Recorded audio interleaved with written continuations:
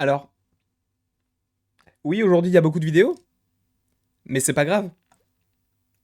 Oh, c'est la pire introduction du monde. J'espère que tu vas bien. J'espère que tu as passé une bonne journée, une bonne matinée. J'en ai rien à faire, mais j'espère que tout va bien dans ta vie. Sache que là, on va parler de la scène post-générique de l'épisode 4 de Loki. Donc, si tu n'es pas à jour dans la série, je vais trop vite. Je vais peut-être aller moins vite, du coup. Si tu n'es pas à jour dans la série Loki, c'est-à-dire que si tu n'as pas vu les 4 premiers épisodes, ne regarde pas la suite de cette vidéo. Bien évidemment, pour ne pas qu'il y ait de méprise, la miniature ressemble à ça, puisque je ne voulais pas vous spoiler, donc c'est normal. Elle est floue, donc forcément, je ne voulais pas que si jamais vous vouliez garder un petit peu le secret et que vous vouliez pas voir cette vidéo-là, mais que vous tombez quand même sur la miniature, maintenant vous savez que normalement il ne devrait pas y avoir de problème. Qu'est-ce qu'il se passe dans la scène post-générique? Déjà, revenons à ce qu'il se passe juste avant, à la fin de l'épisode 4 de Loki. Nous avons donc Loki et Sylvie qui sont dans les sous-sols de la TVA au niveau des gardiens du temps qui ne sont pas vraiment des gardiens du temps mais qui ne sont qu'une mascarade, si je puis dire ainsi. On comprend après que Ravonna Renslayer a un lien avec tout ça, de toute façon on le savait depuis le début, et elle fait disparaître Loki. Quand il s'est passé ça, sachant qu'il s'est passé la même chose pour le petit Mobius que l'on adorait, notre Jimmy Woo du temps, bah là, on se dit, peut-être que la série Loki, au final, elle s'appelle Loki aussi par rapport à Sylvie. Même si, bon, Sylvie ne s'appelle pas Loki, et elle s'appelle Sylvie, pour le coup. Mais c'est assez intéressant, en tout cas, par rapport au fait que Loki soit supposément mort. En tout cas, c'est comme ça qu'on te le montre, puisque depuis le début de la série, quand quelqu'un est touché par cette lance magique, entre guillemets, elle semble être désintégrée. Visiblement, non, puisque dans la scène post-générique, on comprend certaines choses. Donc, on peut se dire que ça n'a un lien qu'avec le fait que les personnages soient envoyés dans un autre monde. Tout simplement. Ce qui signifie qu'on arrive ici. Très intéressant. Pourquoi? Parce que cette scène-là, c'est une scène pas forcément du trailer, mais quand même un petit peu. Qui trouvons-nous ici? On a tout d'abord un crocodile, donc on peut l'appeler crocodile Loki. Je me suis un petit peu renseigné sur le personnage, et il n'a pas l'air d'exister, même s'il y avait pas mal de rumeurs, et je crois que c'était notamment Screen Rant qui avait repartagé le fait que normalement il pourrait y avoir un personnage, une sorte de variant Loki crocodile.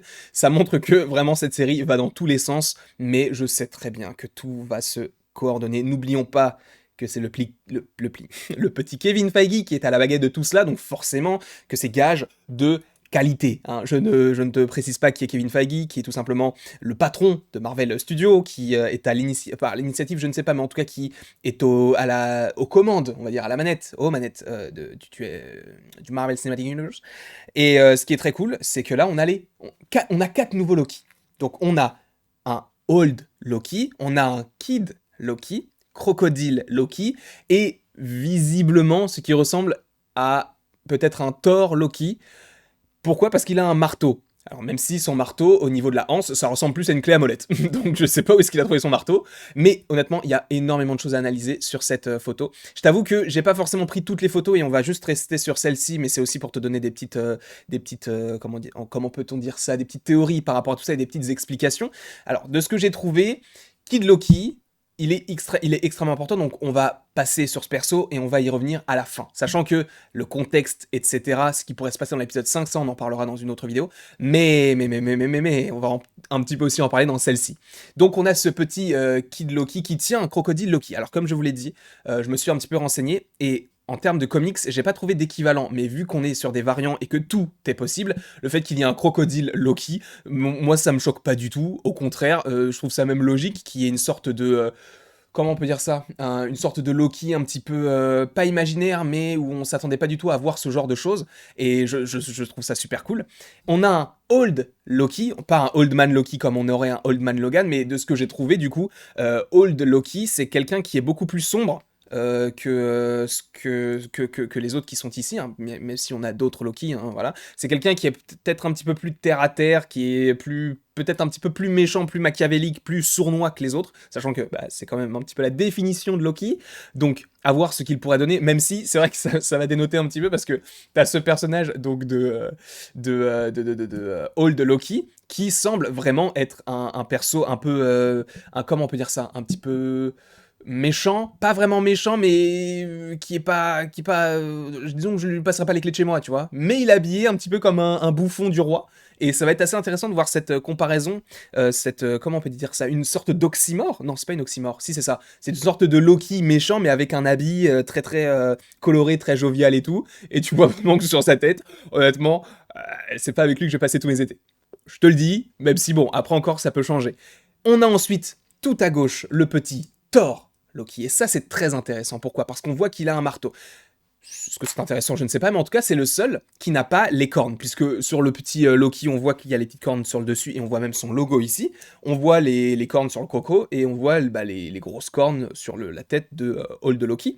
Et ce qui est très très intéressant, c'est qu'il n'a pas de cornes et il a un marteau. Pourquoi est-ce qu'on peut dire que c'est Thor Loki? Bah parce qu'il a un marteau. Voilà, uniquement pour ça. Et d'ailleurs, ce personnage-là n'est pas étranger à l'histoire de Loki. Tu vas me dire, mais ça veut dire qu'on l'a déjà vu quelque part et tout. En soi, oui, mais il fallait prêter attention à tout cela. De ce que j'ai trouvé, enfin, c'est pas un truc de ouf non plus, mais le personnage était déjà visible dans le trailer. Parce que je vous rappelle que il y a des scènes qui sont plutôt intéressantes, dans le sens où, alors je ne sais pas si on va rester à cet endroit-là qui semble être New York, je vais y venir, mais à mon avis, c'est dans cet épisode-là qu'on va voir les différents variants Loki. Puisque je vous rappelle que dans les trailers, on voit notamment à un moment donné le trône d'Asgard sur lequel il y a Loki, un autre Loki visiblement, puisque je vous rappelle que le Loki que l'on a dans la série Loki, en tout cas le vrai entre guillemets Loki que l'on suit nous, semble devenir de plus en plus gentil, donc je ne pense pas que maintenant son but c'est de régner sur Asgard ou de régner sur un peuple. Je pense que lui, en fait, il a juste envie de vivre sa vie, un petit peu comme Thor, dans la fin d'Avengers Endgame, d'où le fait qu'il ne reste pas sur Asgard, enfin en tout cas New Asgard, mais qu'il aille avec les gardiens de la galaxie dans le Benatar, Milano, je ne sais plus, mais en tout cas qu'il aille avec eux. Là, on a donc 4 Loki qui sont totalement différents. Et ça va être assez intéressant, puisqu'en plus de ça, on a un autre Loki. Alors, est-ce que ça se passe sur Sakaar ou ça se passe visiblement sur Terre? Je ne sais pas. Mais t'as un autre Loki qui est le président Loki. Et ça, c'est assez cool aussi. Et c'est notamment un endroit, enfin dans la bande-annonce, où on découvre le Thor Loki. Et ça c'est hyper cool. Enfin, moi, je trouve ça super cool de voir différentes variants Loki. Ça peut ramener d'autres facettes au personnage, parce que pour l'instant, je crois que c'était dans l'épisode 2 ou dans l'épisode 3, je crois que c'était dans l'épisode 2, on avait que des visuels, tu sais, on avait le visuel du Hulk Loki, si on peut appeler ça Hulk Loki, on avait aussi le visuel du Tour de France, du vainqueur du Tour de France, on avait le Loki de Jotun, en Jotun, du coup de Jotunheim. C'était hyper intéressant, et là on en voit vraiment, et ce qui est très cool, c'est que même si on a vu ce Thor Loki très très succinctement dans le trailer, je sais plus lequel d'ailleurs, mais on l'a vu dans le trailer, c'est assez... D'ailleurs, est-ce que je peux vite fait essayer de vous trouver la photo, parce que je l'ai là, je vais essayer, c'est vraiment du direct, du coup je suis vraiment confus, mais je vais essayer de la caler tout de suite. Alors l'image n'est pas en très bonne qualité, mais vous allez voir que c'est plutôt sympathique, du coup vraiment c'est vraiment fait à l'arrache, hop là, voilà, et je me mets par-dessus. Donc ça c'est une scène du trailer, quelqu'un y a mis pause. Alors ici on voit qu'il y a des cornes, alors est-ce que c'est Loki? Je ne pense pas, je pense... Attendez, c'est mieux si je mets ma caméra pas sur sa tête, mais du coup on voit que c'est le même personnage, hein. Si... attendez, je vais peut-être faire... crotte, je suis vraiment nul, je suis vraiment confus. Je vais peut-être revenir, je vais faire ça, hop, copier-coller, hop, copier-coller, et du coup je vais être sur Sif, je suis désolé Sif, mais on va te supprimer. Ça n'a pas fonctionné. Bon, c'est pas grave, mais en tout cas, j'ai raté ce que je voulais faire. Du coup, on reste là-dessus. Sinon, ce que je peux faire, c'est directement faire un truc comme ça. Bon, ça va pas fonctionner, mais c'est pas très grave. Ah si, je peux faire ça. Attendez, hop. Voilà, je vais faire ça comme ça. Je suis vraiment désolé hein, pour tout cela. Je vais me décaler, moi, ici. On voit que c'est clairement le même personnage. C'est clair. Là, on voit pas le marteau, quoique si je décale ma tête... excusez-moi, hop là, voilà... et que je fais ça, on voit pas vraiment le marteau, enfin on voit pas vraiment ce qu'il a dans la main, mais en tout cas ici, sur le côté totalement à droite de l'écran, on voit le Loki, que l'on a donc à la fin de l'épisode de Loki, enfin de l'épisode 4 de Loki, donc c'est visiblement au même endroit, même si... par rapport à l'architecture, c'est assez futuriste et les personnages sont assez hauts en couleur et ont l'air un petit peu de ne pas venir pas venir en provenance de la Terre. Donc peut-être qu'on est véritablement sur Sakaar et que dans l'épisode 5, on va traverser différentes époques, différentes planètes et tout. Et bah je me balade, mais je vais me caler ici. Pourquoi? Parce que justement, sur la droite de l'écran, je vais même décaler tout ça. Voilà. On a quoi ici? On a la tour des Avengers. Et ce qui est très intéressant, c'est que dans le trailer, on avait déjà cette tour des Avengers avec un Loki qui était tout seul. Alors je pense que cette scène-là, je pense que la scène où tu as Loki qui est avec la tour des Avengers, ou dans une terre qui semble être détruite, je pense que c'est la première scène de l'épisode 5, on va commencer peut-être par ça. Ça m'étonnerait qu'on commence par Lady Loki, mais ça on y reviendra dans comment l'épisode 5 pourrait se passer. Même si c'est vrai que je devais faire comment l'épisode 4 devait se passer, mais j'ai pas eu le temps de la tourner. Enfin, c'est pas que j'ai pas eu le temps, si j'ai pas eu le temps en fait. Mais j'avais aussi un petit peu la flemme parce que j'avais déjà réexpliqué tout ce que j'avais comme idée dans différents lives. Mais là, ne vous inquiétez pas, il y aura bien comment l'épisode 5 va se passer, même si je vous dis ne vous inquiétez pas, mais peut-être que vous en avez rien à foutre, donc c'est pas grave. Mais en tout cas, on a cette scène-là qui se déroule à New York, dans un New York apocalyptique. Est-ce que c'est une sorte de what if cet épisode, dans le sens où est-ce que c'est et si Loki avait réussi à conquérir la Terre via l'aide de Thanos? Et que, bah, visiblement, on est ça. Puisque, en soi, c'est une ère, c'est une époque où les Avengers existent, puisqu'on a la tour des Avengers. Alors, les Avengers existent, oui. Est-ce que c'est uniquement la tour Stark? Est-ce que c'est la tour Avengers? En plus, vous voyez le bâtiment qui est juste derrière, là, entre donc le hall de Loki et la tour des Avengers. On a une sorte de bâtiment qui, moi, peut me faire penser très vite fait, encore une fois, au Sanctum Sanctorum de Doctor Strange, sachant que ça se déroule également à New York. Après, le Sanctum Sanctorum n'est pas aussi proche que la tour des Avengers, oui, que la tour des Avengers par rapport à la localisation, etc. Donc peut-être que ce n'est pas du tout le cas et c'est juste un bâtiment, et même on le verra que de dos, donc ça n'est pas très important. Donc je ne dis pas qu'il y aura des sorciers dans Loki, mais ça peut être assez stylé. Mais quoi qu'il en soit, ça se passe à New York, dans un New York post-apocalyptique. Est-ce que donc c'est à cause de Loki que tout ça se déroule? Je ne sais pas. Mais on a également le petit Kid Loki. Et ça, c'est très très intéressant. Quoique, j'ai l'impression de dire que c'est très intéressant à chaque fois parce que cet épisode-là était vraiment. Pour moi, c'est le meilleur épisode du début. Depuis le début de la série, c'est le meilleur épisode. Je ne dirais pas que c'est le meilleur épisode d'une série Marvel, puisque c'est vrai que l'épisode. Je crois que c'était l'épisode 4 de The Falcon and the Winter Soldier. Pardon. The Falcon and the Winter Soldier! C'était plutôt sympathique. Mais en tout cas, on a le Kid Loki qui est là dans cette scène post-générique. Et je vous rappelle que Kid Loki fait partie d'une équipe qui s'appelle les Young Avengers. Alors, on pouvait se poser la question par rapport à Kid Loki. Est-ce que Kid Loki était uniquement la Kid Loki de Sylvie? Oh, attendez, hop. Je sais pas ce qui se passe. Attendez, excusez-moi. Oh là là, je panique, excusez-moi. Hop là, excusez-moi.